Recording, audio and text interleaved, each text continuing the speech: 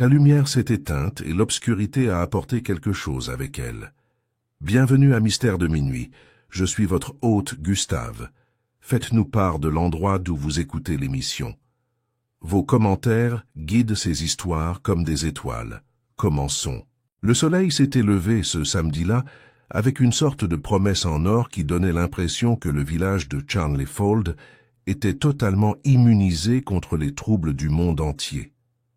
La rosée brillait sur les haies de lavande, les abeilles bourdonnaient paresseusement sur les derniers dahlias, et même les cloches lointaines des églises avaient un ton doux et pastoral. C'était le genre de matin dont les gens se souvenaient avec tendresse au cours des années suivantes, comme le dernier jour vraiment paisible avant que tout ne change. Miss Jane Marple, assise sur un banc peint en blanc sous le prunier, dans le jardin du presbytère, était absorbée avec contentement dans son tricot. Le doux clic de ses aiguilles gardait le rythme avec le battement des banderoles tendues à travers les haies et les chalets en préparation pour la fête d'automne de Charnley Fold. Cette affaire annuelle, à la fois célébration des récoltes et combat social distingué, était connue autant pour ses rivalités vicieuses avec les éponges Victoria que pour sa collecte de fonds caritative. « Oh, Miss Marple !» fit la voix de Madame Edith Crocombe, se précipitant vers elle avec un presse-papier et une expression harcelée. « Pardonnez-moi, mais la tante à thé est en plein désarroi. Madame Jeffries insiste pour utiliser ses propres nappes, et la femme du vicaire a complètement disparu. Encore une fois. » Miss Marple sourit faiblement. « Les nappes, chère Edith, ressemblent beaucoup aux maris. La plupart des femmes insisteront sur le fait que les leurs sont supérieures, et la plupart sont plutôt aveugles aux rides. » Edith cligna des yeux, puis eut un petit rire las. « Comment parviens-tu à dire de telles choses avec un visage impassible?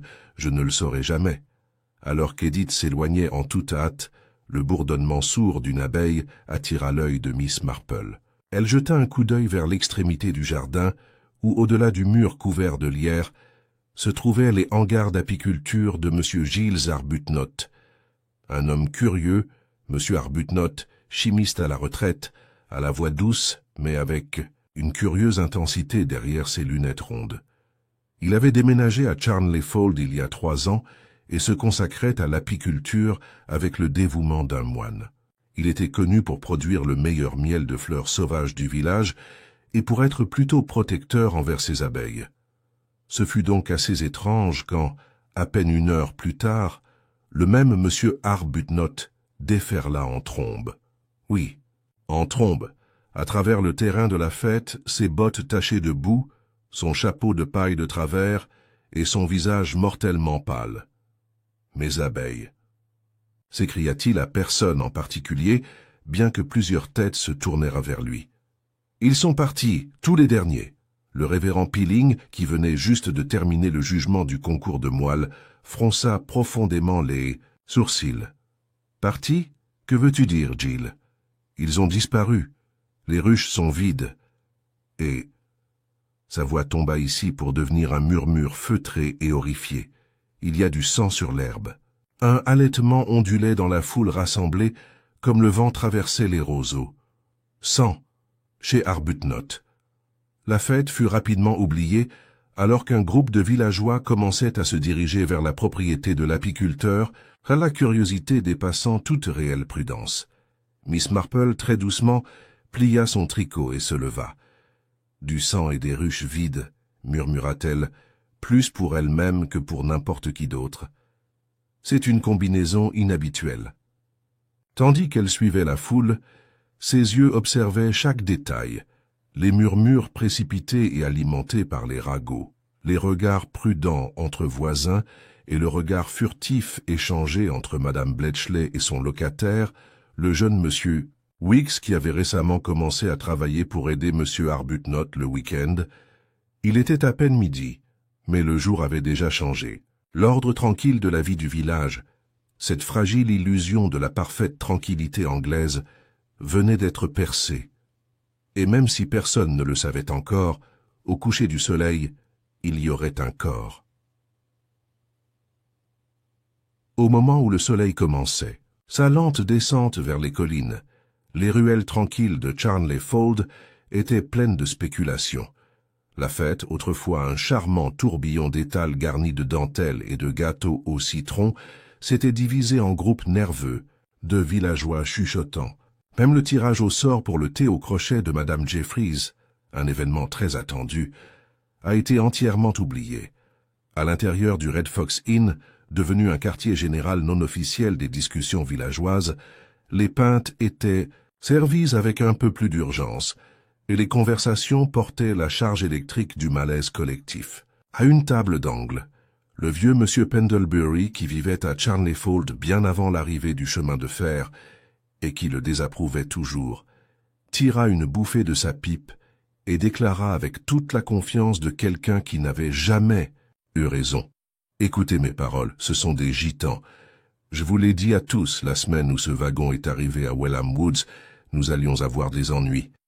On imputerait un orage aux gitans. » Marmonna sa fille Dora, qui avait déjà pris sur elle de rédiger une pétition pour une présence accrue des agents de police dans le village, même si la police n'avait pas encore officiellement confirmé qu'il y avait quoi que ce soit sur quoi enquêter. Sur la propriété Arbuthnot, l'agent Weatherby, un jeune homme doux couvert de taches de rousseur, doué de plus de patience que d'initiative, se tenait maladroitement près des ruches, son carnet sous le bras. « Aucun signe d'effraction », a-t-il déclaré à personne en particulier.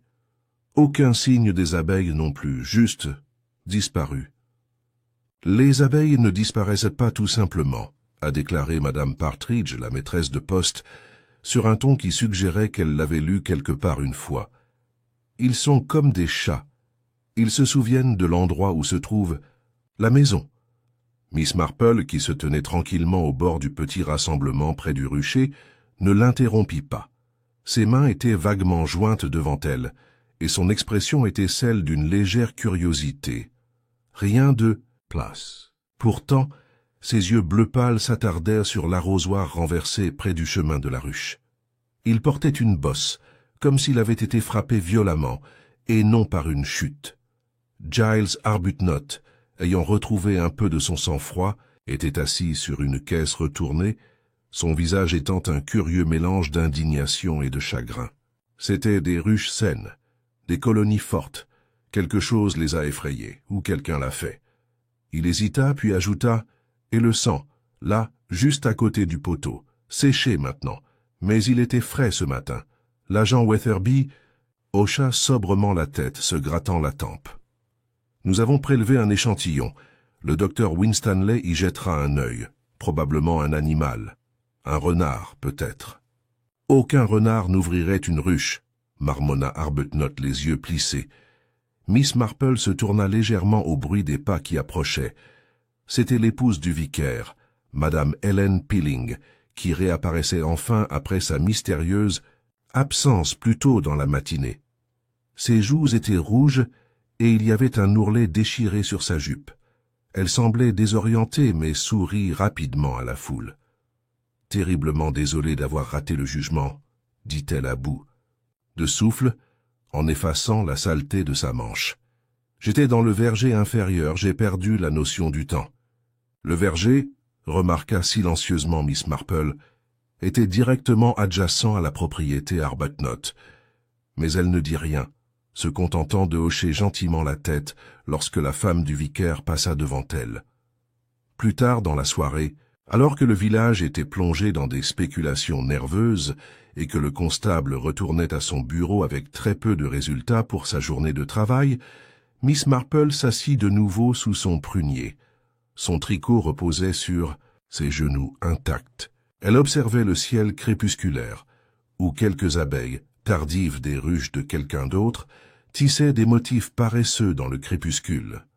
Les abeilles, pensait-elle, étaient souvent bien plus prévisibles que les humains. Ils suivaient l'odeur, l'instinct et l'ordre. Mais les gens suivaient la culpabilité, l'envie et la peur. Quelque part dans la confusion de la journée, quelqu'un avait été piqué, et pas seulement métaphoriquement. Elle reprit son tricot. Le lendemain de la fête, Charnley Fold se réveilla sous un ciel bas gris ardoise. Le temps avait changé, comme pour faire écho à l'inquiétude du village, et une légère bruine s'accrochait à chaque haie et à chaque rebord de fenêtre. Ce n'était pas le genre de matinée pour faire des courses ou bavarder dans la ruelle. Pourtant, à 8 heures, Miss Marple était déjà dehors, ses chaussures de marche bien usées, facilitant la tâche sur les sentiers humides. Elle n'était pas du genre à s'enquérir directement, pas au début. Mieux vaut laisser les choses se dérouler naturellement, écouter plus que demander, permettre aux gens de remplir les silences avec juste un peu plus que ce qu'ils voulaient. Son premier arrêt fut le bureau de poste, où Madame Partridge empilait maladroitement des colis sur un chariot derrière le comptoir. « Oh, Miss Marple !» dit la femme avec un sourire serré, en s'essuyant les mains avec son tablier. « Terrible affaire hier. Terrible. »« Oui, » dit Miss Marple, en ajustant son écharpe. « Pauvre monsieur Arbuthnot, je me demande s'il a mangé quelque chose depuis. Il m'a toujours semblé assez méthodique, mais un choc comme celui-là, eh bien, j'imagine que cela pourrait désorienter n'importe qui. » Désorienter. Il avait l'air prêt à jeter le pauvre Weatherby dans le tas de compost. Madame Partridge souffla. « Entre vous et moi, je pense qu'il est un peu touché. Vous auriez dû le voir se disputer avec le jeune Wicks la semaine dernière, crier devant la boulangerie de tous les endroits. Monsieur Wicks vient tout juste de commencer à travailler avec lui, mais il semble qu'il ne soit pas tout à fait d'accord. Vous savez ce qu'on dit. Trop de faux bourdons dans une ruche. » Les sourcils de Miss Marple se haussèrent légèrement. « Oh mon Dieu, c'est malheureux. J'espère que Monsieur Wicks n'a pas été blessé. »« Blessé? Non, mais je ne serais pas surpris s'il démissionnait après ça. Il a été un peu boudeur à propos du village ces derniers temps. Il a dit quelque chose à propos de passer à autre chose. Je suppose que certaines personnes ne sont tout simplement pas adaptées à une vie tranquille. » Avec des remerciements et un doux sourire, Miss Marple partit, se dirigeant vers la boulangerie. La cloche au-dessus de la porte tinta lorsqu'elle entra, entraînant avec elle un courant d'air froid et humide. Derrière le comptoir se tenait Lydia Priwett, saupoudrée de farine et rincée des fours. « Bonjour, Miss Marple. Chignon Chelsea. Aujourd'hui? »« Oh oui, Lydia, et un pour le curé aussi. De quoi remonter le moral de la paroisse après le bouleversement d'hier. » Pendant que Lydia emballait les petits pains, elle regarda autour d'elle et se pencha. C'est tout ce dont les gens ont parlé, vous savez. Certains disent que ce n'est pas seulement les abeilles qui ont disparu. Ils disent que quelque chose était pris. Miss Marple pencha la tête. « Oh » Lydia hocha la tête. « Je ne sais pas grand-chose. Mais mon frère Toby a vu le policier porter un paquet enveloppé dans un sac en toile de jute. Ce n'était pas des abeilles, à moins que les abeilles aient la taille d'un chien. Il a dit qu'il y avait du sang dessus aussi. Ils l'ont emmené au cabinet. Ce n'était pas une pratique courante, sauf s'il y avait une incertitude quant à la nature du décès. Un corps, peut-être, ou une partie de celui-ci. Pauvre Dr. Winstanley, dit calmement Miss Marple.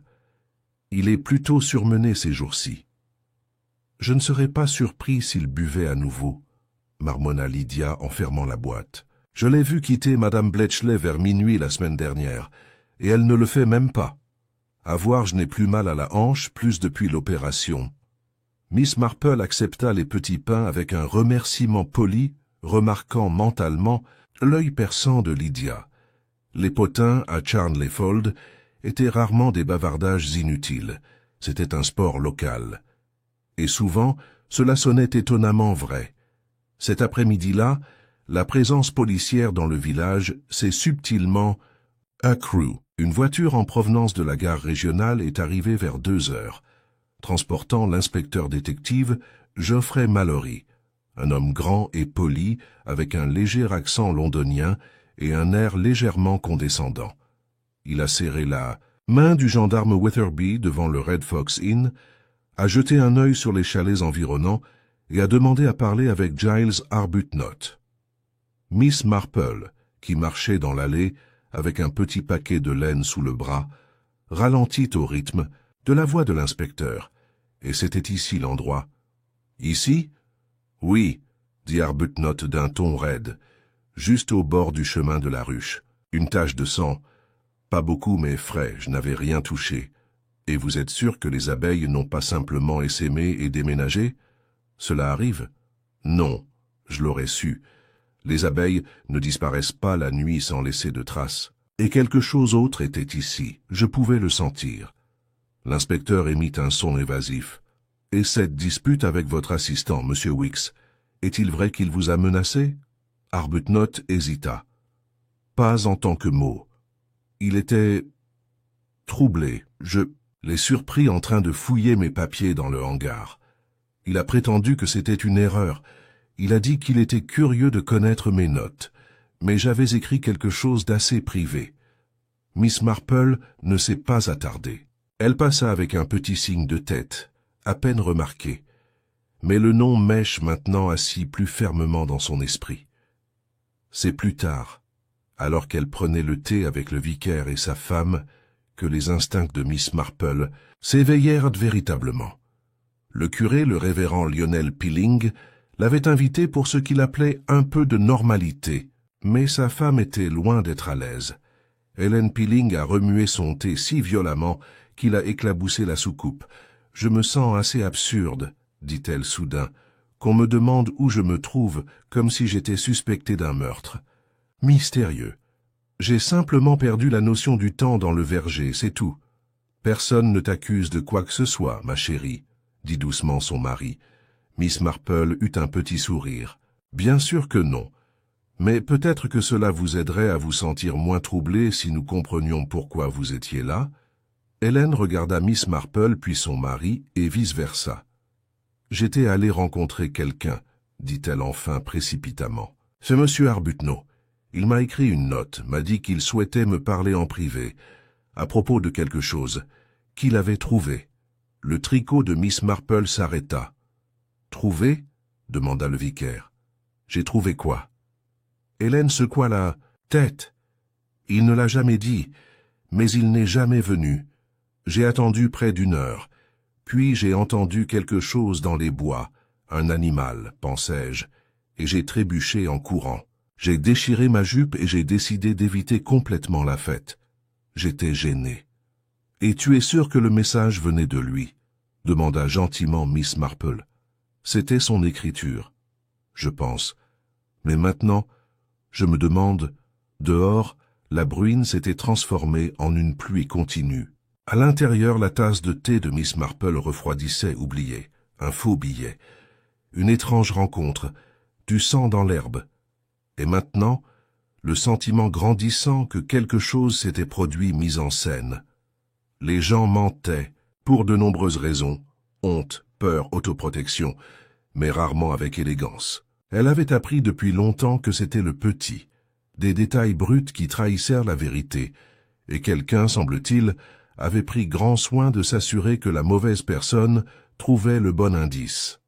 La pluie s'était levée le lendemain matin, mais une étrange lourdeur persistait dans l'air au-dessus de Charnley Fold. Ce n'était pas seulement l'odeur épaisse et humide de la terre d'automne ou la brume qui s'accumulait le long des haies basses. C'était le silence de quelque chose de non dit, une pause collective comme si le village attendait qu'une chaussure tombe. Et laissait tomber. Vers 9 heures, la nouvelle était parvenue dans toutes les chaumières, depuis l'orée du pré jusqu'à l'allée du forgeron. Un corps avait été découvert, ou du moins une partie d'un. Près de l'étang du vieux moulin, sous les racines d'un orme tordu, 2 pêcheurs avaient trouvé une veste déchirée et ce qui restait d'une main pâle, cireuse et indubitablement humaine. Le reste, semble-t-il, avait été emporté en aval ou enterré ailleurs.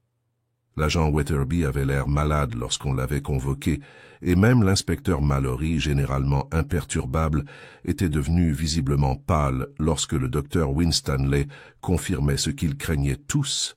La main appartenait à un homme âgé de 30 à 40 ans et mort depuis moins de 24 heures. L'annulaire portait une nouvelle cicatrice, comme si une bague avait été retirée à la hâte. Il n'y avait aucun signe de lutte, seulement le tissu déchiré de la veste et la moindre trace de sang au poignet. Miss Marple, informée de la découverte par Madame Crocombe, qu'il avait appris de Dora Pendlebury, qu'il avait depuis le gendarme a laissé tomber sa tasse de thé sous le choc et est resté remarquablement calme. « Une main manquante », murmura-t-elle. « Comme c'est très médiéval. Pensez-vous que c'est M. Wicks ?» demanda Madame Crocombe à bout de souffle. « Personne ne l'a vu depuis la fête. » Miss Marple fit une pause. Elle se demandait la même chose. L'absence du jeune M. Wicks, combinée à la mention énigmatique d'un désaccord par Arbuthnot, rendait la perspective convaincante. Mais convaincant ne veut pas dire correct. Il ne faut pas tirer de conclusions hâtives, dit-elle doucement. Même si c'est curieux, n'est-ce pas?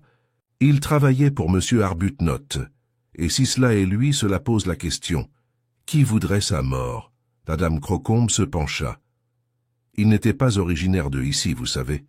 Un garçon de Londres, un peu rugueux sur les bords, est venu après. L'échec de cette affaire avec la succession de sa tante. Il avait toujours l'impression qu'il cachait quelque chose. Miss Marple hocha simplement la tête. Tout le monde à Charnleyfold avait des théories, et la plupart avaient tort. Mais même des théories erronées pourraient révéler des vérités utiles. La police n'a pas perdu de temps. À midi, l'inspecteur Mallory avait convoqué une réunion du village dans la salle paroissiale, un interrogatoire pas tout à fait formel mais assez proche.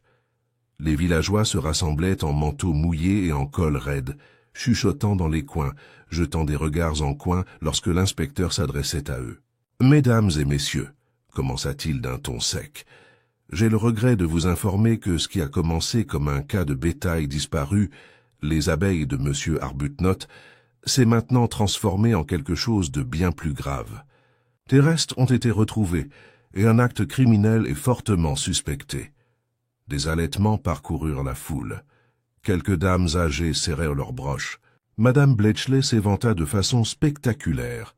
« Nous sommes en train d'identifier la victime, » a poursuivi Mallory. « Mais en attendant, je dois demander à toute personne sachant où se trouve M. William Wicks depuis samedi de se manifester. » Il y a un long silence résonnant. Puis Madame Bletchley a pris la parole. « Je l'ai vu, » dit-elle d'une voix haute et nerveuse. « Samedi soir, juste avant le crépuscule. Il marchait près du chemin de la rivière, derrière le verger du presbytère. Il avait l'air troublé. Il n'a rien dit, il a simplement hoché la tête et a continué à marcher. » Mallory hocha la tête, prenant note. « Merci, madame. Est-ce que quelqu'un d'autre a vu M. Wicks ce soir-là » Miss Marple, assise près du fond, son tricot sur ses genoux, observait les visages dans la pièce. Culpabilité, peur, attitude défensive. Les expressions humaines étaient sans cesse révélatrices. Et ce n'étaient pas les paroles de Madame Bletchley qui l'intéressèrent le plus, mais l'éclair de surprise et autre chose sur le visage d'Helen Peeling. Les yeux de Miss Marple ne quittèrent pas la femme du vicaire. Plus tard dans l'après-midi, l'inspecteur a de nouveau rendu visite à M. Arbuthnot, cette fois avec plus d'urgence. « Monsieur Arbuthnot, dit-il, vous nous avez dit que M. Wicks se comportait bizarrement avant la fête.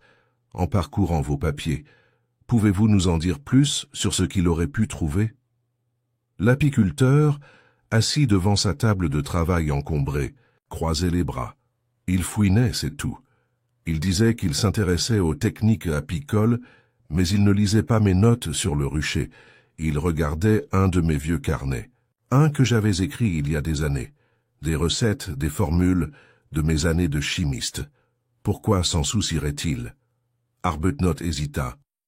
Parce que l'une de ces formules était destinée à un sédatif, un puissant, pas illégal, mais rare. Je l'avais utilisé il y a des années, dans un contexte vétérinaire, mais il pourrait être mal utilisé. Mallory se pencha. « Tu penses qu'il le voulait pour quelque chose ?» Je pense qu'il cherchait un moyen de pression, ou un secret.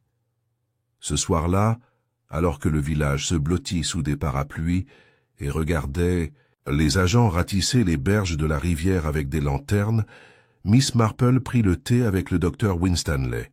Elle lui avait apporté des biscuits au citron et une expression gentille, deux choses auxquelles la plupart des hommes ne pouvaient pas facilement résister. « Je comprends que cela doit être très éprouvant, » dit-elle doucement, d'être entraîné dans une affaire comme celle-ci. Connaissiez-vous Monsieur Weeks? Seulement un peu, répondit le médecin en essuyant les miettes de son revers. Il est venu me voir pour des médicaments pour l'estomac il y a quelques semaines. Il souffrait de nervosité, a-t-il affirmé. Il avait toujours des contractions. Il a dit qu'il avait du mal à dormir. A-t-il mentionné quelque chose qui semblait étrange? Troublant? Winstanley sirota son thé. Pas directement, bien qu'il ait posé des questions curieuses. Sur les poisons, croyez-le ou non. Il a affirmé qu'il écrivait une pièce de théâtre. Il voulait savoir combien de temps une personne pouvait vivre avec certaines toxines dans son organisme. J'ai supposé que c'était du théâtre amateur. Les yeux de Miss Marple pétillèrent. C'est généralement le cas, jusqu'à ce que ce ne soit plus le cas. À la tombée de la nuit, le village s'était installé dans un calme tendu et spéculatif. Les agents étaient retournés à leur logement. Les recherches le long de la rivière reportées jusqu'au petit matin.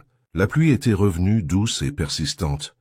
Miss Marple était assise près de son feu, un châle autour des épaules, l'esprit tourné vers les faits. Un homme disparu, probablement mort, un faux billet, une femme effrayée, une recette sédative, une bague manquante. Chaque fil était déconnecté, et pourtant elle pouvait sentir un motif se former, faible et encore incomplet.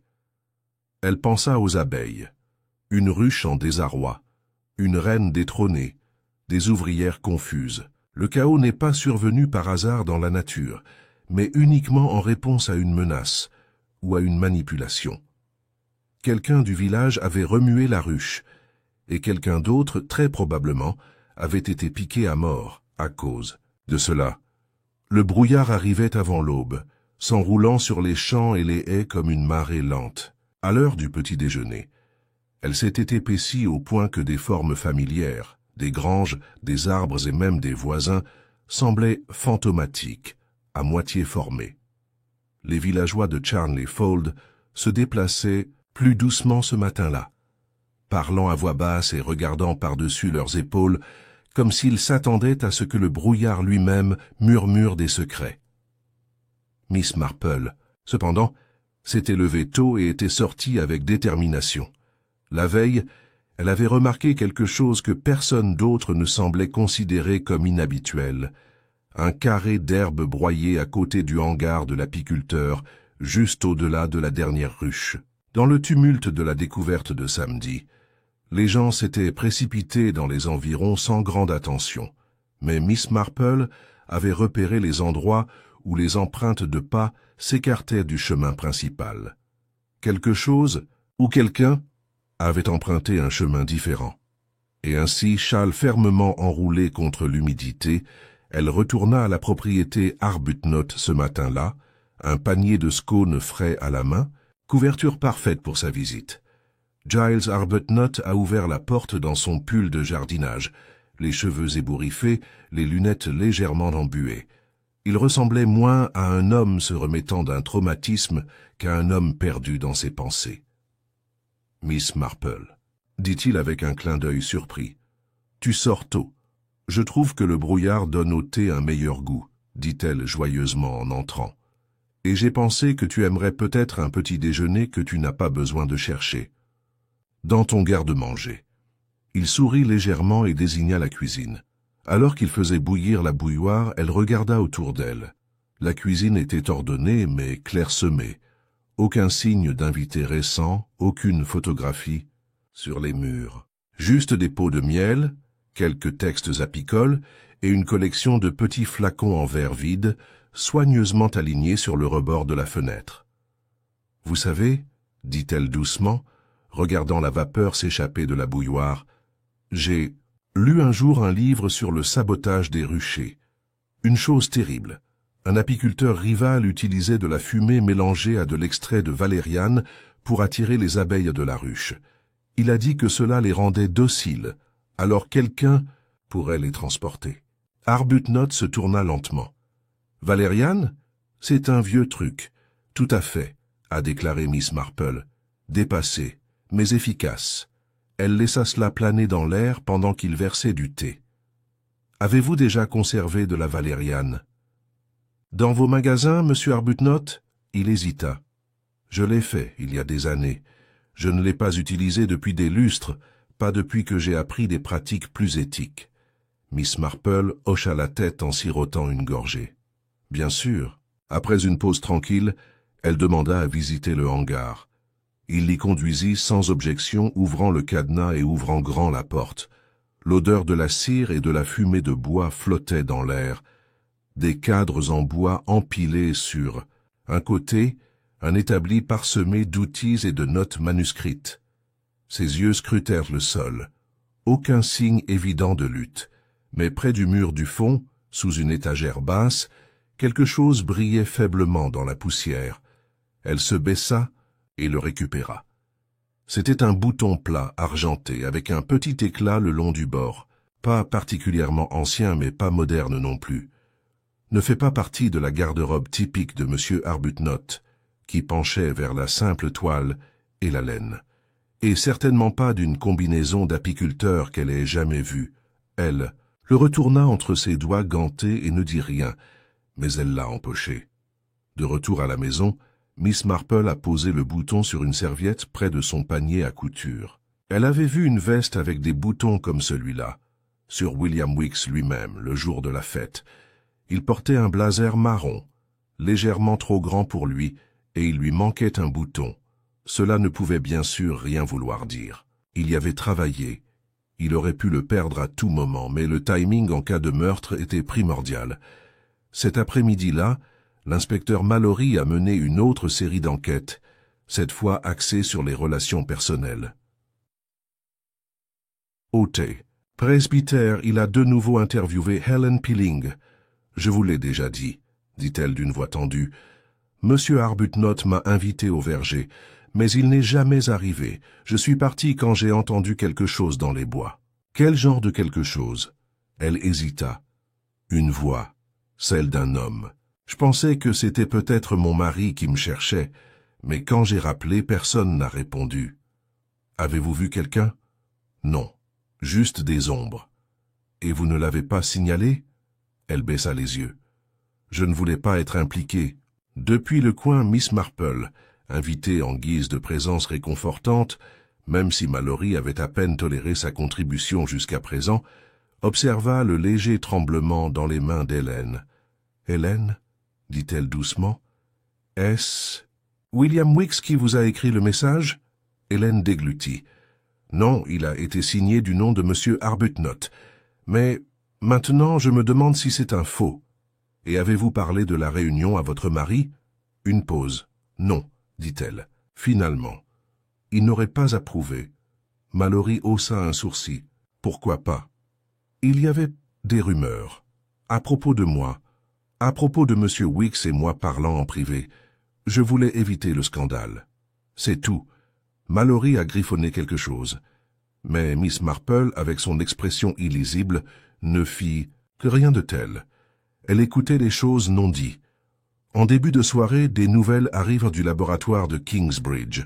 Le sang trouvé près des ruches correspondait au reste découvert près de l'étang. Le fragment de la veste contenait des traces de valériane et d'un autre composé sédatif. Aucune empreinte digitale, mais une forte odeur de cire d'abeille. Le corps a été confirmé comme étant celui de William Weeks. La théorie de travail était simple, et selon Mallory probablement exacte. Weeks avait découvert quelque chose qu'il n'aurait pas dû avoir. Peut-être une recette chimique illégale ou un secret personnel. Il avait essayé de l'utiliser comme levier. Quelqu'un, probablement Arbuthnot, l'avait fait taire. L'inspecteur s'est déplacé rapidement. Cette nuit-là, juste après le crépuscule, lui et Weatherby sont retournés au domicile d'Arbuthnot avec un mandat. Mais Arbuthnot était parti. Une note était posée sur la table de sa cuisine, griffonnée d'une main serrée et pressée. Je n'ai rien à voir avec sa mort, mais je sais ce qu'il a trouvé.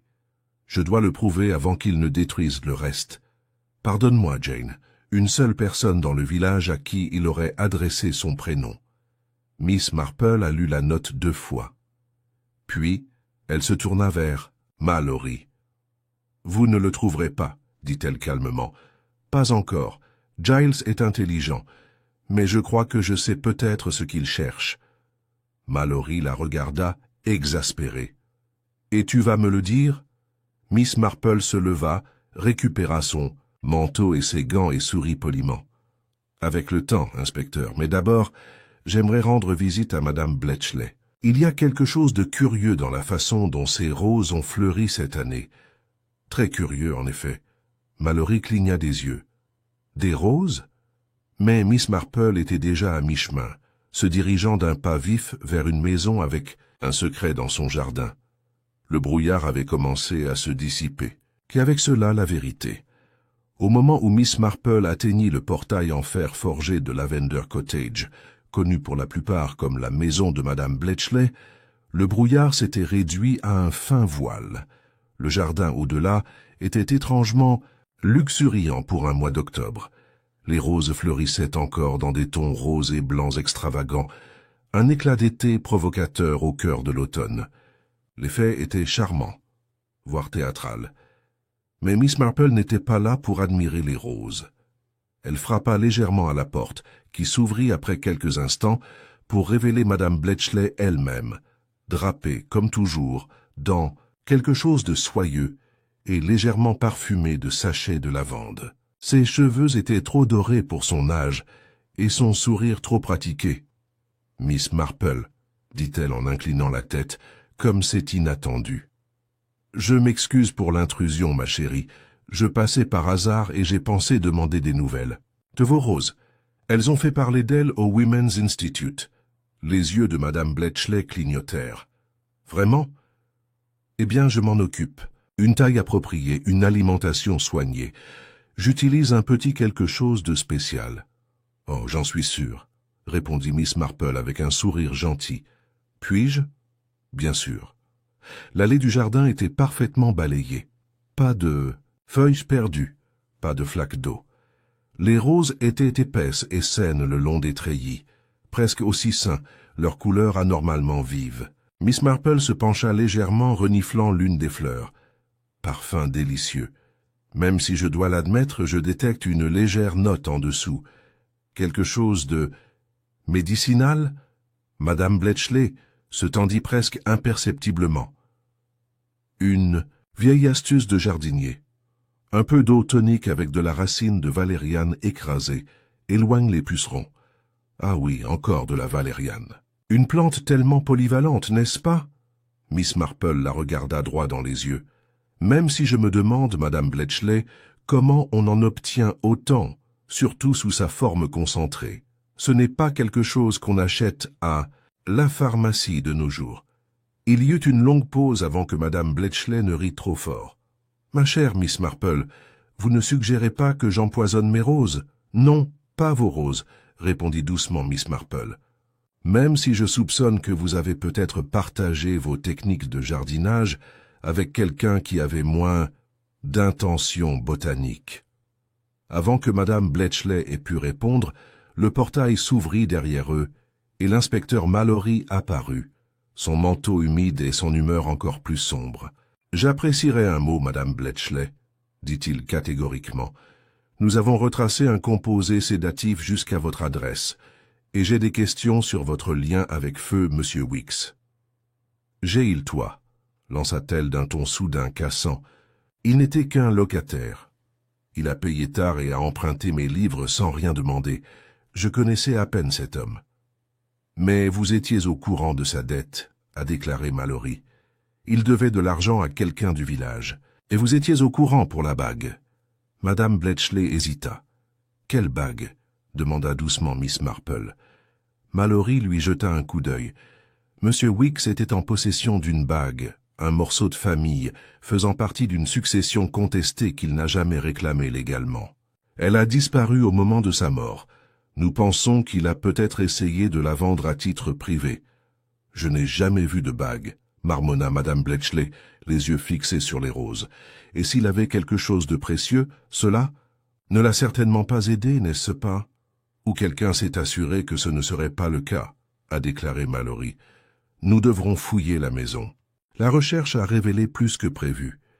Caché au fond d'un tiroir à linge, enveloppé dans un mouchoir portant les initiales de Madame Bletchley, se trouvait une bague en or sertie d'une pierre verte, distinctive et sans aucun doute l'héritage manquant. Et dans le placard à côté de l'évier, derrière une rangée de vieux pots de confiture, 2 flacons en verre, vides, mais encore légèrement parfumés, marqués des étiquettes manuscrites d'Arbuthnot.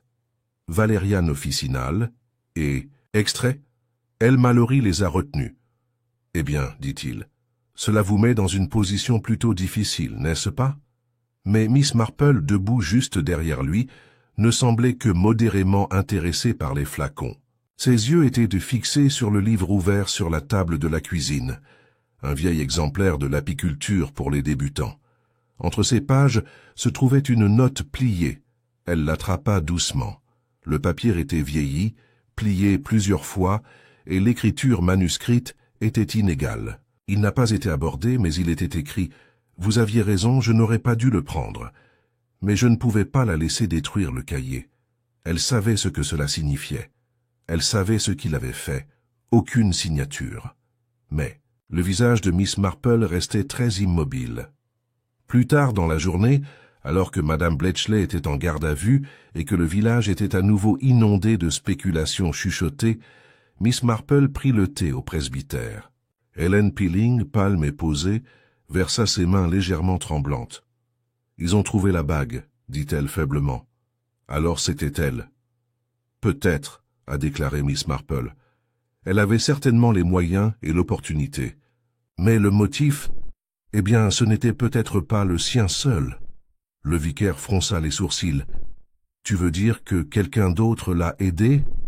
Miss Marple regarda par la fenêtre où le soleil avait enfin commencé à percer les nuages. « Je crois que M. Weeks a découvert quelque chose dans le carnet de M. Arbuthnot, quelque chose de dommageable, quelque chose de nature chimique, peut-être un composé, peut-être la preuve d'un incident ancien, peut-être une formule secrète que quelqu'un utilisait à des fins personnelles. »« Madame Bletchley ?» a demandé Hélène. « Peu probable. Mais je soupçonne qu'elle était au courant et qu'elle a essayé de récupérer le cahier avant que quiconque ne le puisse. » Miss Marple posa sa tasse. « Je crois que la note que j'ai trouvée dans son livre provenait de M. Weeks. Il a peut-être volé le cahier pour négocier, puis a essayé de le cacher lorsqu'il a réalisé à quel point il était dangereux. Madame Bletchley l'a confronté, peut-être même l'a drogué. Après tout, elle avait accès à des sédatifs. Hélène Peeling regardait sur ses genoux. « Mais tu ne crois pas qu'elle l'a tué ?» dit-elle doucement. « Non, » répondit Miss Marple. « Non. Elle était égoïste, oui, et trompeuse, mais pas violente. Et William Weeks est mort violemment. Ce n'était pas sa façon de faire. » Le silence qui suivit dura trop longtemps. « Madame Peeling, » dit doucement Miss Marple, « vous étiez près du verger, cette nuit-là. Avez-vous vu quelqu'un d'autre, ou entendu quelque chose qui pourrait nous aider ?» Hélène n'a pas répondu immédiatement. Ses mains tremblaient maintenant. « J'ai vu quelqu'un, » murmura-t-elle, « à l'orée des arbres. Il portait des gants. Il avait quelque chose dans les mains. Un outil peut-être, ou une barre. Je n'en étais pas sûr. L'avez-vous reconnu? Je pensais que oui, mais je ne voulais pas y croire. Madame Peeling, dit doucement Miss Marple, vous devez parler. Quelqu'un est déjà mort. Et si j'ai raison, quelqu'un d'autre pourrait être le prochain. Les lèvres d'Hélène s'entr'ouvrirent. C'était le médecin Winstanley. Je l'ai vu près de la clôture. Il surveillait la maison. Le docteur. Celui qui possède les connaissances en matière de sédatifs. Celui qui connaissait les poisons et avait accès à tout ce dont il avait besoin. Celui qui buvait trop et perdait sa réputation. Celui qui avait autrefois, il y a bien longtemps, travaillé dans un laboratoire privé avec Giles Arbuthnot. Les yeux de Miss Marple se plissèrent. Elle avait le sentiment que le carnet manquant révélerait bien plus que des extraits de plantes et des formules de miel.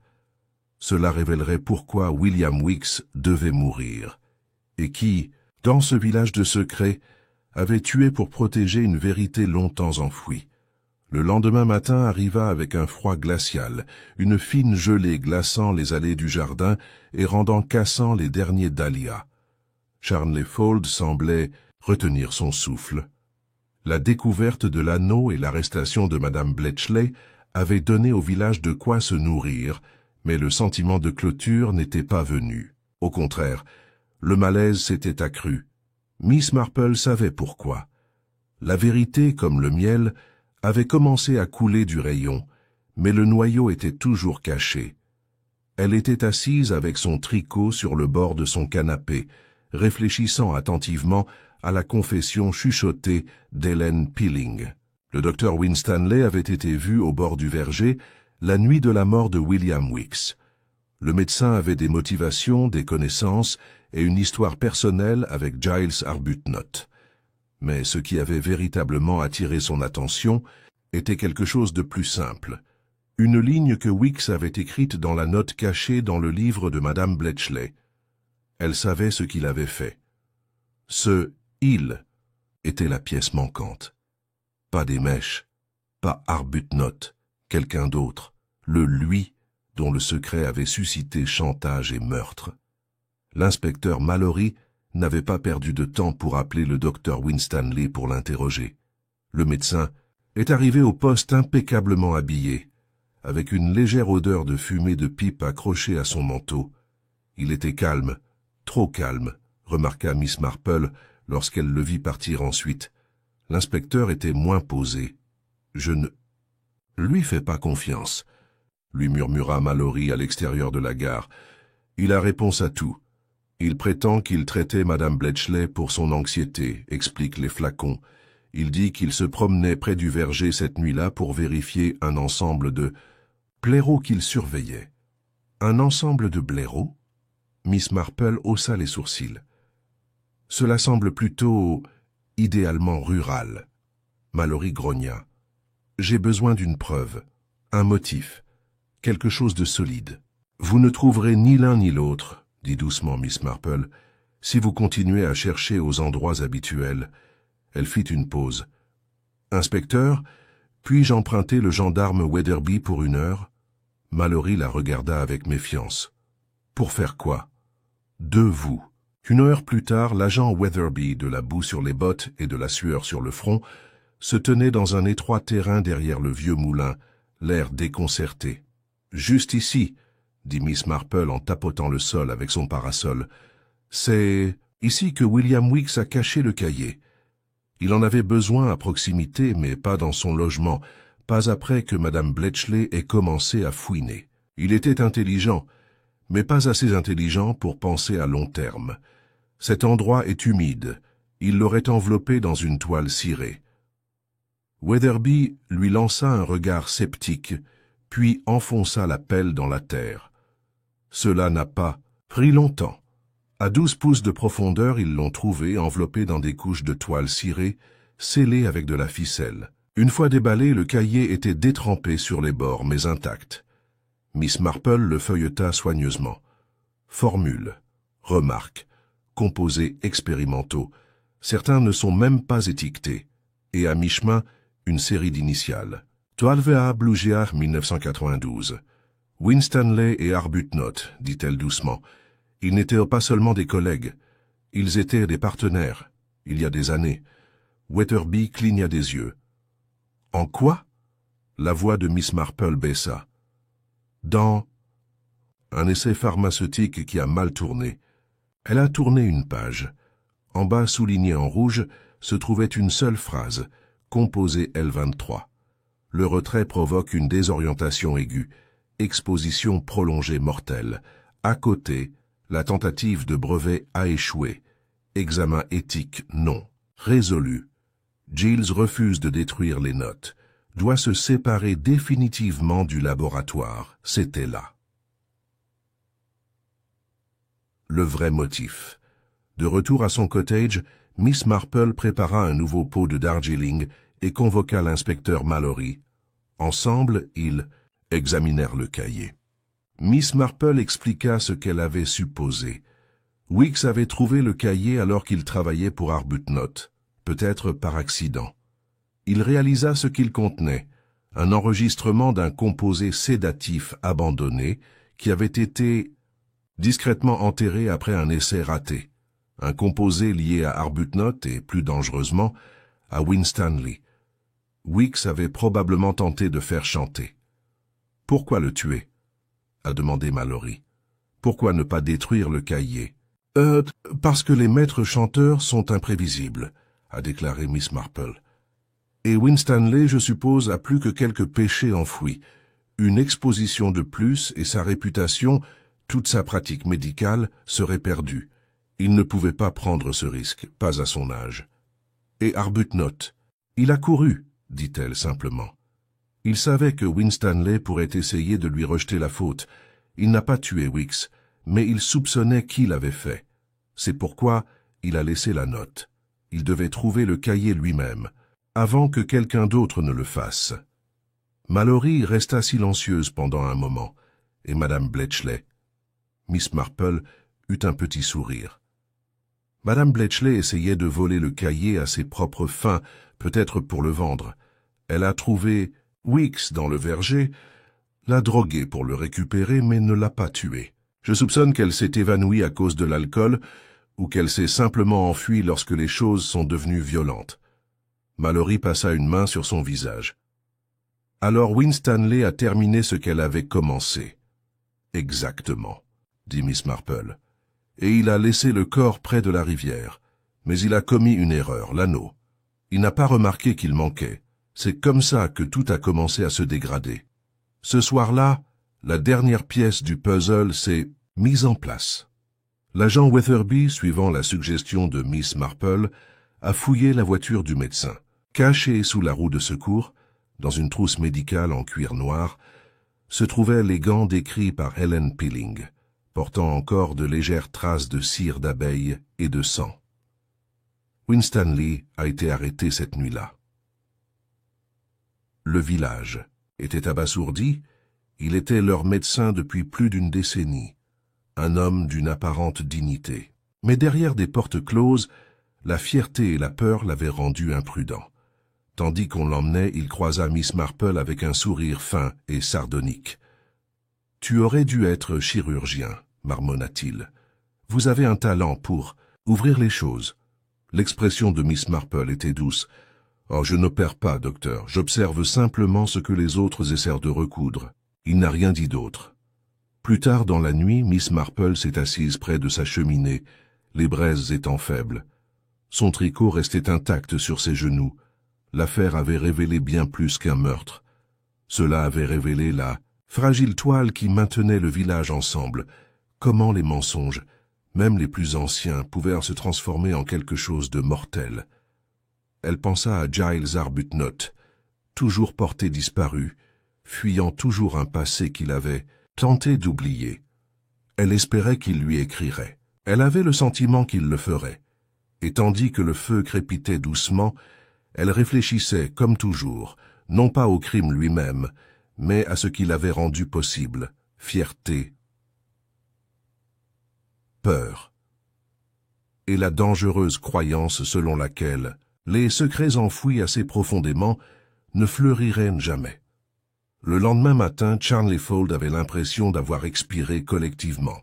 La nouvelle de l'arrestation du docteur Winstanley s'était répandue dans le village comme une pierre jetée dans l'eau calme, avec des vagues de choc, de consternation et de satisfaction feutrée. Mais Miss Marple, ayant vécu assez longtemps pour savoir que les gens agissent rarement seuls, lorsque les secrets sont aussi profonds, n'était pas entièrement satisfaite. Elle recommençait à tricoter. Clic, clic, pause, assise près de la fenêtre de sa maison, tandis que ses yeux suivaient les silhouettes à l'extérieur. L'agent Weatherby se tenait près de la porte de l'église et parlait à Dora Pendlebury avec la maladresse d'un homme peu habitué au commérage du village. Madame Crocombe apporta une tarte au presbytère, son visage particulièrement solennel. Les enfants passaient par deux, silencieux comme des souris, comme s'ils sentaient que les adultes détenaient des secrets trop dangereux pour être révélés. Une Helen Pilling. Helen n'avait pas quitté la maison de la matinée. Il restait encore un fil qui pendait, et Miss Marple, très doucement, avait l'intention de le tirer. En fin d'après-midi, elle s'est rendue au presbytère sous prétexte de livrer de la gelée de coing. Le vicaire, paraissant plus âgé que d'habitude, l'accepta avec un sourire fatigué et s'excusa pour se préparer pour le service du soir. Miss Marple, comme elle s'y attendait, trouva Hélène seule dans le salon, perchée au bord d'une chaise, à dossier droit, les mains étroitement enroulées autour d'une tasse de thé froid. « Merci d'être venue, dit Hélène, sa voix à peine audible. Miss Marple était assise en face d'elle, lissant sa jupe. « J'ai pensé que tu aimerais peut-être parler, dit-elle doucement. Ces derniers jours ont été plutôt lourds. » Hélène hocha la tête, le regard lointain. « Vous avez été très courageux de dire ce que vous avez fait. Dire à l'inspecteur que vous aviez consulté le docteur Winstanley, cela a dû être difficile. » Hélène déglutit. « Je ne voulais pas. J'ai failli ne pas le faire. »« Je sais, » dit Miss Marple, « parce que ce n'est pas le médecin que vous avez vu, n'est-ce pas ?» Silence. Les doigts d'Hélène se resserrèrent autour de la tasse de thé. Vous pensiez que c'était lui, dans l'obscurité, le brouillard. Mais maintenant qu'il a été arrêté, quelque chose ne va pas, n'est-ce pas? Hélène leva les yeux, frappée. « Ce n'était pas lui, » murmura-t-elle. « Je ne sais pas pourquoi j'ai dit ça. Je me suis convaincue. Je ne voulais pas croire que ça pouvait être quelqu'un d'autre. »« Quelqu'un de plus proche, » dit doucement Miss Marple. « Votre mari ?» Hélène secoua frénétiquement la tête. « Non. Lionel ne le ferait jamais. Il est gentil, il est... » « Les hommes gentils font aussi des erreurs, » dit Miss Marple sans méchanceté. « J'ai connu des hommes qui étaient gentils, jusqu'au moment où ils commettaient des choses épouvantables. » Hélène se leva brusquement, son souffle s'accélérant. « Vous pensez que Lionel a tué William Weeks, qu'il en est responsable? »« Je pense, en dit doucement Miss Marple, qu'il a peut-être découvert quelque chose qu'il croyait dangereux pour vous. Peut-être que Weeks a fait des insinuations, sur vous et M. Arbuthnot, ou sur vous et lui-même. Peut-être que votre mari a entendu quelque chose en confession, quelque chose qu'il ne pouvait pas répéter, mais ne pouvait pas oublier. » Les yeux d'Hélène étaient écarquillés de peur. « Il ne tuerait pas pour moi. » Miss Marple se leva, également, posant une main douce sur son bras. « Alors nous devons en être sûrs. » Ce soir-là, Miss Marple a organisé un petit souper. Ce n'était pas son habitude de recevoir souvent. Son salon était confortablement modeste et sa cuisine plus pratique qu'inspirée. Mais elle invitait 3 personnes, le vicaire, Hélène et l'inspecteur Mallory.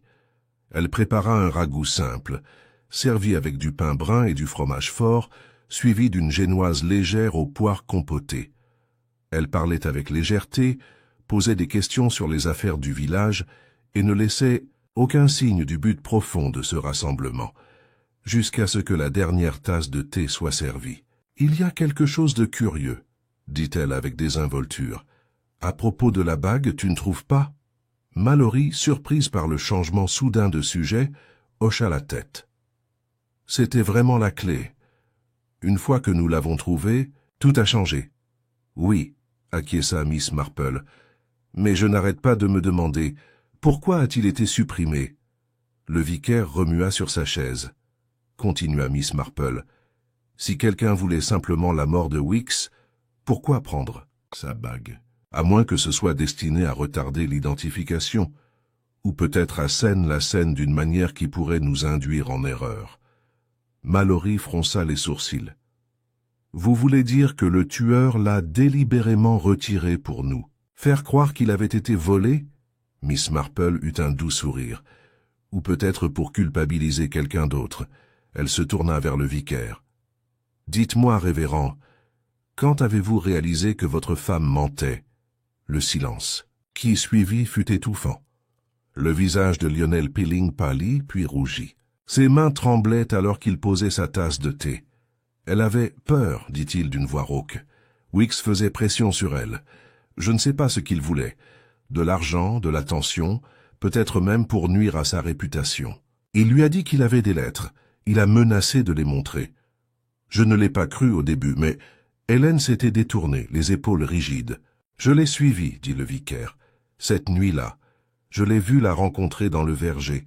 J'ai pensé que Dieu m'aide, je pensais qu'ils étaient ensemble. »« Non, murmura Hélène. Je suis allé l'arrêter. Je lui ai dit de partir. Je ne savais pas que Lionel regardait. » Miss Marple hocha lentement la tête. Que s'est-il passé ensuite? La voix de Lionel est un jeu d'enfant. Il l'a frappé. Je l'ai vu. Il lui a attrapé le bras. Je suis sorti des arbres. Je n'ai pas réfléchi. J'ai juste réagi. Il y avait une pierre lourde. Je ne voulais pas le tuer. Je voulais la protéger. C'est tout. Encore du silence. Le visage d'Hélène était strié de larmes silencieuses. J'ai couru, poursuivit le vicaire d'un ton creux. Je l'ai traîné jusqu'au bord de la rivière. Je pensais que s'il était retrouvé plus tard, loin du verger, cela pourrait être imputé à quelqu'un d'autre. J'ai vu la bague et j'ai pensé, si je la prenais, cela pourrait confondre les choses. Je l'ai donnée à Edith Bletchley le lendemain.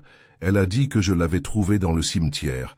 Elle l'a prise sans jamais poser de questions. Miss Marple restait immobile, son expression illisible. Vous avez essayé de le faire ressembler à quelqu'un d'autre, et vous avez réussi pendant un temps. Mallory se leva lentement, le visage sombre. J'aurais besoin d'une déclaration complète. Le vicaire se tenait également debout, grand et fier, même en disgrâce.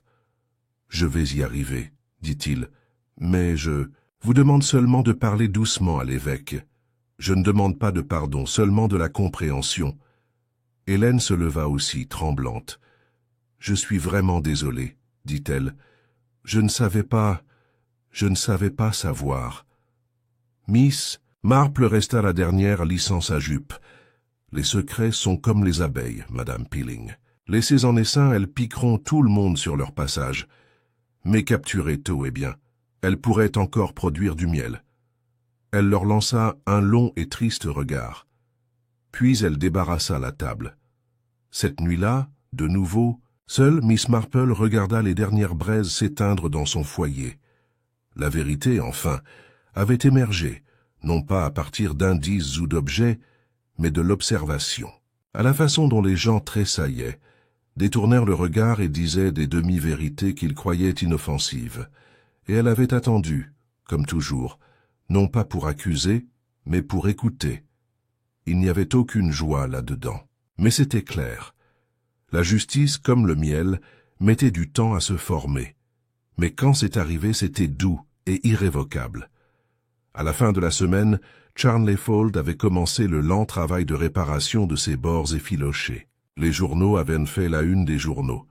Un vicaire avoue un homicide involontaire dans un paisible village anglais, même si aucun n'a capturé la dévastation silencieuse qui s'est emparée de la paroisse. Les portes de l'église restaient ouvertes, mais le révérend Lionel Peeling s'était retiré tranquillement, les cloches se taisant à l'exception de leurs carillons mécaniques.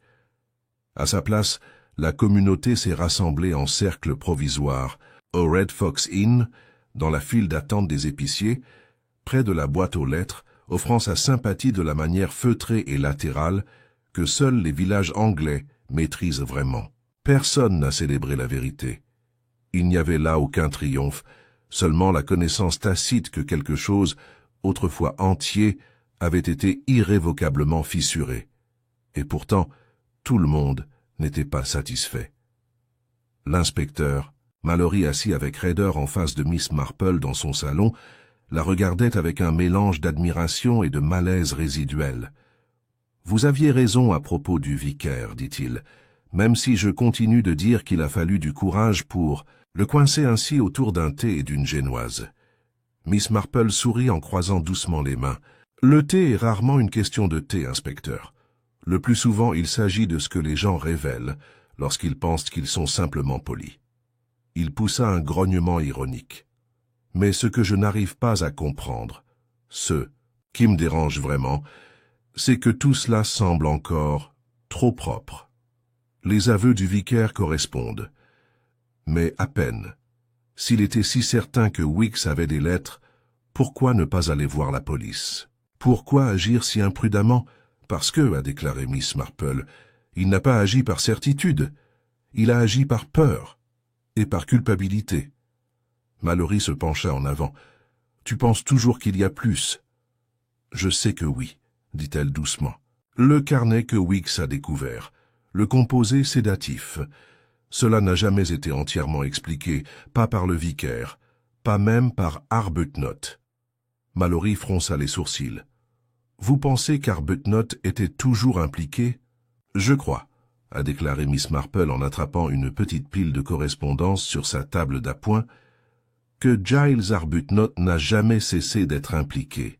Elle en sortit une lettre, fine, à l'écriture sobre et précise. « Jeanne, vous avez dit un jour que les gens changeaient rarement, et j'ai trouvé cela cynique. Mais maintenant je vois ce que tu voulais dire. Je pensais avoir laissé mon passé derrière moi avec les abeilles. Mais comme tout le reste, ils ont une façon de suivre. Weeks a trouvé mes notes. Oui, mais il ne les comprenait pas. Il a trouvé ce que j'avais enterré, oui, mais pas ce que j'avais caché. Ce n'était pas le sédatif qui le mettait en danger. C'est ce qui est arrivé après, le complexe que Winstanley et moi avons essayé de détruire. Celui que le ministère a refusé d'enregistrer. Celui que j'ai secrètement affiné. Je n'ai jamais eu l'intention de l'utiliser. Pas encore.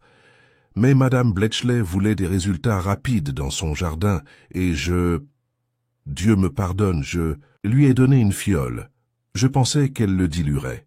Je n'aurais jamais imaginé qu'elle l'utiliserait sur quelqu'un. Quand Weeks a commencé à appuyer, j'ai paniqué. Je lui ai dit de récupérer l'échantillon. Je ne sais pas si elle l'a drogué cette nuit-là. Elle ne le dira pas. Mais je sais une chose. Elle n'est pas la dernière personne à l'avoir vu vivant. Vous ne me pardonnerez peut-être pas, mais je pense que vous comprendrez. Géorgie. Mallory l'a lu 2 fois, puis une 3e fois. Son visage s'était tendu à chaque passage. Alors vous me dites qu'Arbuthnot a donné à Madame Bletchley le composé, le même que celui de ses expériences ratées, et qu'elle l'a utilisé pour droguer Weeks, qu'il croyait elle l'a commencé, et quelqu'un d'autre l'a terminé. Oui, dit Miss Marple. Il avait déjà fui au moment où le corps a été retrouvé, mais il s'en doutait. Alors pourquoi ne pas nommer directement le tueur? Miss Marple baissa les yeux sur son tricot. Parce qu'il n'en était pas sûr, pas jusqu'à plus tard, et même alors peut-être. Mais je crois que oui. Mallory se rassit, vaincu. Continue. Miss Marple se leva et se dirigea vers son buffet. D'un tiroir, elle sortit une petite boîte de conserve, une simple boîte d'apiculteur. Elle en sortit 2 fioles de verre. L'un était vide, l'autre était à moitié plein, avec un liquide ambré épais de couleur miel foncé. Ceux-ci ont été livrés de manière anonyme, a-t-elle déclaré. Laissés devant ma porte arrière il y a 2 jours. J'ai pris la liberté de les faire examiner par un ami chimiste à St. Mary Mead. Elle lui tendit un bout de papier. Résultat d'un laboratoire privé. Le composé est réel, puissant, plus que la valériane ou le laudanum. Un dérivé d'un produit pharmaceutique défaillant autrefois destiné à un usage militaire. Quelque chose pour maîtriser les ennemis de manière non mortelle. Mais à forte concentration, il provoque un effondrement neurologique complet. Le front de Mallory se plissa. Et quelqu'un dans ce village y avait accès? Quelqu'un qui travaillait avec Arbuthnot. Quelqu'un qui a continué à expérimenter, tranquillement, des années après le projet a été jugé contraire à l'éthique. Quelqu'un qui, lorsque Weeks a trouvé le cahier et a menacé d'être révélé, avait la raison la plus claire de le faire taire. Mallory se figea. « Winstanley, dit-il enfin. » Miss Marple hocha la tête. « Ce n'est jamais le vicaire qui a porté le coup fatal. Je crois qu'il a frappé Weeks par instinct de protection. Mais Weeks n'était pas mort. Étourdi, blessé, mais pas mort. C'est Winstanley qui l'a retrouvé, par la suite. Peut-être qu'il a suivi Hélène. Peut-être avait-il seulement l'intention d'effrayer Weeks, mais une fois qu'il a vu l'état dans lequel il se trouvait et réalisé que le cahier était peut-être déjà caché, il a terminé le travail, tranquillement, avec précision, et a laissé la scène mise en scène pour déplacer les soupçons ailleurs. Mallory poussa un faible soupir. Et le vicaire? Il était coupable de panique, de réaction excessive, mais pas de meurtre. Il a avoué ce qu'il pensait avoir fait, mais Winstanley l'a laissé prendre la responsabilité, et l'aurait laissé pendre pour cela si nécessaire. Mallory s'est frotté la tempe. Nous devrons rouvrir le dossier. Miss Marple lui offrit une tasse de thé, peut-être discrètement. Pas besoin d'en faire un gâchis public. Il prit le thé et s'assit lourdement. Et Madame Bletchley, elle dira qu'elle n'a jamais voulu faire de mal, dit Miss Marple en s'installant dans son fauteuil. Et elle le croira aussi, mais les gens comme elle comprennent rarement l'enchaînement des conséquences. Ils agissent par intérêt personnel et laissent les autres en payer le prix. Et Arbuthnot, il ne reviendra jamais, pas maintenant. Mais je crois qu'il essaie de se racheter. Sa manière. Mallory regarda la vieille femme avec une sorte de crainte. Vous avez réglé tous les détails. Miss Marple sourit, ses aiguilles reprenant leur doux rythme. Pas à chaque fin, inspecteur, certaines choses restent effilochées. Le passé ne se referme jamais parfaitement, mais pour l'instant, je pense que le village peut se reposer. Elle jeta un coup d'œil par la fenêtre, où les arbres se balançaient doucement, et où les abeilles retournaient enfin dans les ruches vides d'Arbuthnot, bourdonnant en douce harmonie. « Après tout, dit-elle, même les ruches, une fois vidées, peuvent être repeuplées. Il suffit d'avoir la bonne reine. » Mallory cligna des yeux. « Je vous demande pardon ?» Miss Marple sourit innocemment. « Oh, rien, chérie. Juste une métaphore. Le Betty Top gèle à fond du taux ce matin-là à Charnleyfold. Un soleil bas filtrait à travers la brume, dorant les haies et les toits d'or pâle. De la fumée s'échappait à nouveau des cheminées et le rythme habituel de la vie du village, interrompu, craquelé, presque défait, commençait à reprendre ses rythmes familiers. Mais personne n'a oublié. Pas encore. Pas complètement.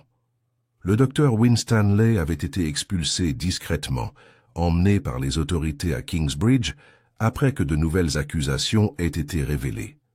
Officiellement, il était soupçonné de négligence criminelle, de complot, en vue de dissimuler un décès et d'entrave à la justice.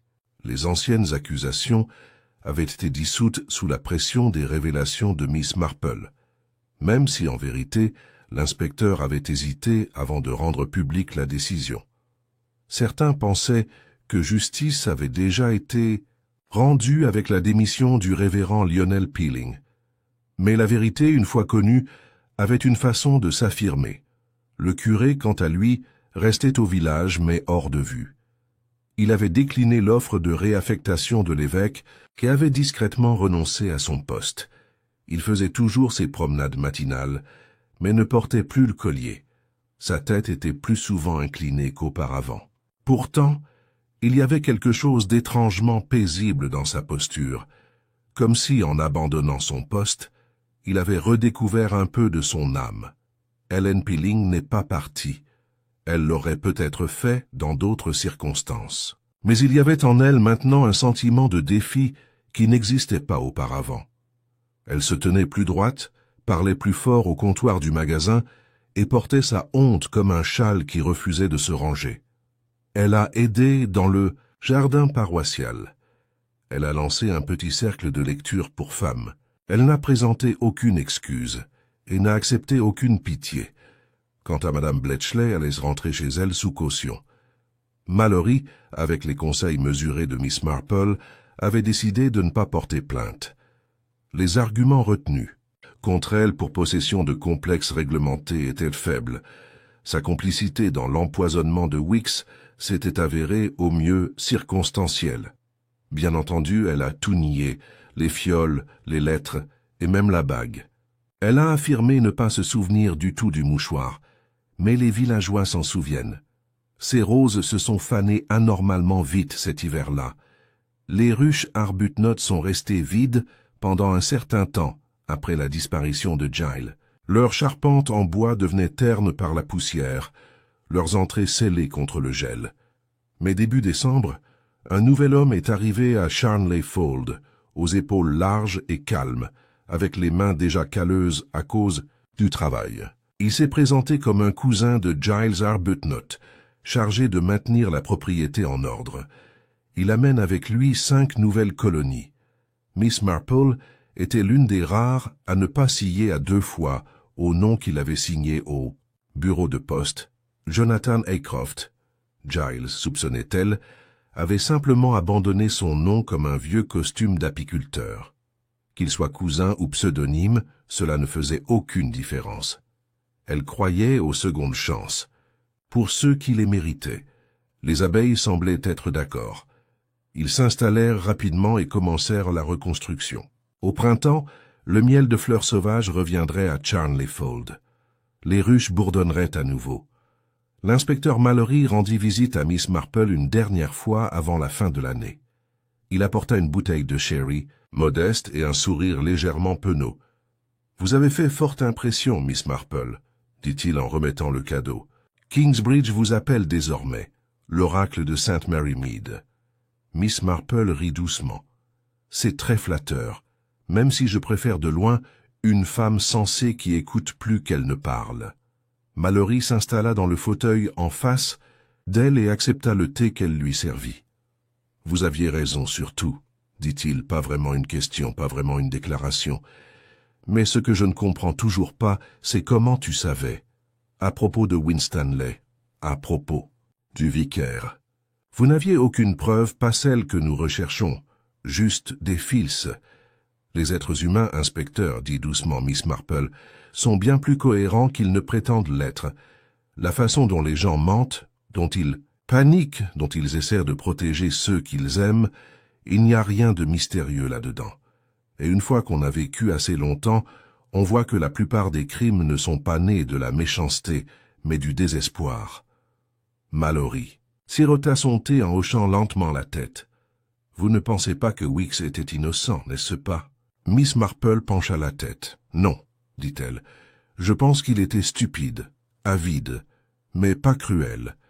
Il a vu une opportunité, sans se rendre compte à quel point certaines personnes étaient déjà au bord du gouffre, et il les a mal jugées. Une erreur de jugement fatale, oui. Ils restèrent assis en silence pendant un moment, le feu crépitant doucement dans la cheminée.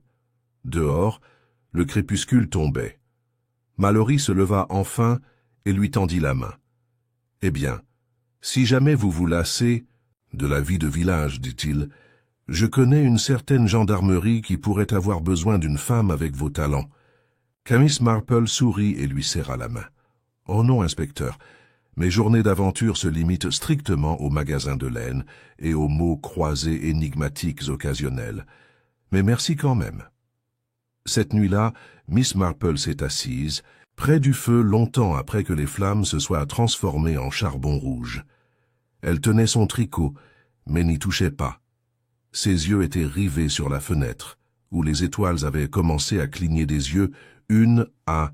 Elle pensa à William Weeks, un jeune homme qui avait essayé de jouer à un jeu qu'il ne comprenait pas, de Giles Arbuthnot, un homme qui a vécu trop longtemps dans la culpabilité pour s'opposer à son retour, de Lionel et Helen Pilling, un mariage brisé non pas par l'infidélité, mais par le silence, du docteur Winstanley, qui avait enfoui la vérité pendant des décennies et pensait pouvoir l'étrangler dans le noir, et elle pensa aux abeilles. La nature, pensait-elle, avait sa propre forme de justice. Les ruches qui n'ont pas réussi à se protéger ont été abandonnées. Les reines qui menaient mal ont été remplacées. Mais lorsque l'ordre fut rétabli, lorsque l'équilibre revint, la vie reprit avec une grâce tranquille. Elm se leva et tira les rideaux. Le froid s'infiltrait et elle se levait tôt le matin. Il y avait de la marmelade à faire, un paquet de dentelles à envoyer à sa nièce à Torquay, et elle avait promis à Madame Crocombe de l'aider à juger les arrangements de personnages pour la prochaine fête d'hiver. Il y aurait toujours plus de schémas à observer, plus de secrets cachés dans la vie quotidienne du village, et Miss Marple, silencieuse, sans prétention, sans cesse sous-estimée, regarderait, non pas parce qu'elle souhaitait découvrir le mal, mais parce qu'elle savait que le mal se révélait toujours inévitablement à ceux qui y prêtaient attention, et elle, plus que quiconque, savait exactement quoi chercher.